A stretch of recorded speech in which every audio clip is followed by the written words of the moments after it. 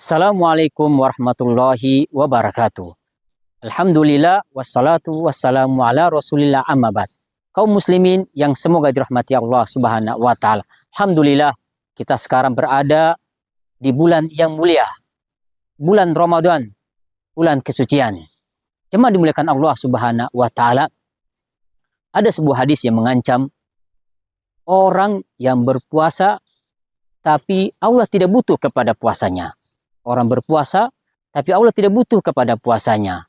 Dalam hadis yang diriwayatkan Imam Bukhari dan Abu Daud dari sahabat Abu Hurairah, Nabi Sallallahu Alaihi Wasallam bersabda, "Malam yada qaulal zur wal amala bihi wal jahla, falaysa lillahi hajatan fi an yada ta'amahu wa syarabuh." Kata Nabi Sallallahu Alaihi Wasallam, barang siapa yang tidak meninggalkan ucapan zur, ucapan batil, dan mengamalkannya, maka Allah tidak butuh dia meninggalkan makanan dan minumannya. Jemaah dimuliakan Allah subhanahu wa ta'ala. Hadis ini dapat kita ambil faedah.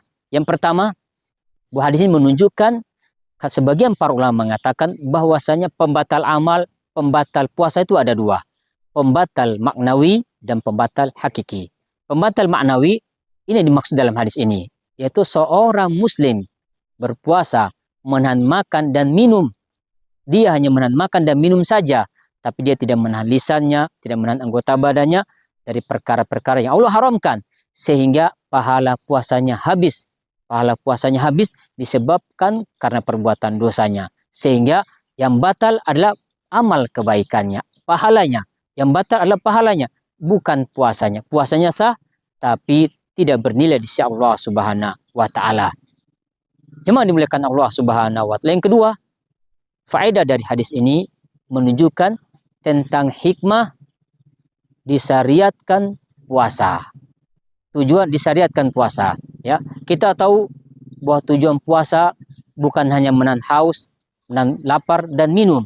Karena Allah jelaskan dalam surat Al-Baqarah tentang hikmah dan tujuan disyariatkan puasa.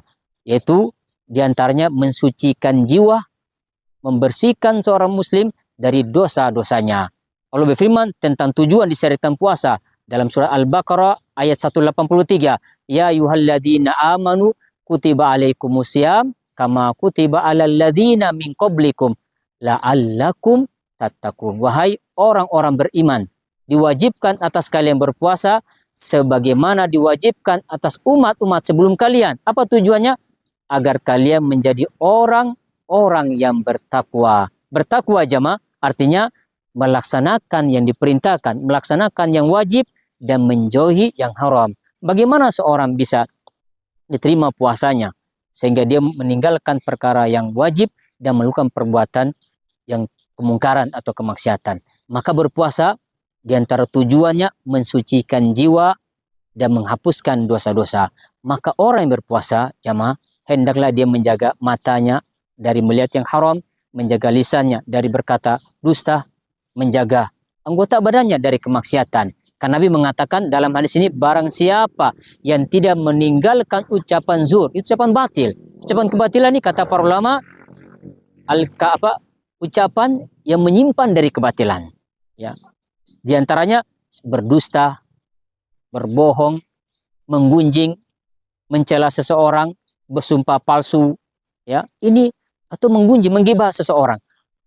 Ucapan-ucapan ini bisa mengurangi pahala seorang muslim. Sehingga Allah mengatakan di akhir hadis, Allah tidak butuh kepada dia meninggalkan makan dan minumnya. Dia puasa, tapi tidak mendapatkan pahala. Dia puasa, tapi tidak mendapatkan ampunan. Kenapa?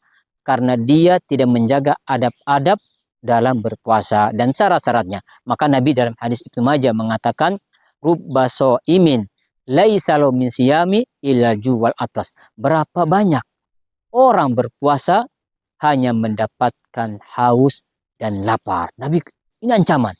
Berapa banyak orang yang berpuasa hanya mendapatkan haus dan lapar. Maka sudah kewajiban bagi orang berpuasa menjaga lisannya dari berdusta, ucapan batil, ucapan menggunjing orang, menggibai orang, menjaga matanya dari melihat yang haram, menjaga anggota badannya dari kemaksiatan sehingga puasanya bisa berkualitas dan dia mendapatkan ampunan Allah Subhanahu wa taala. Semoga bermanfaat.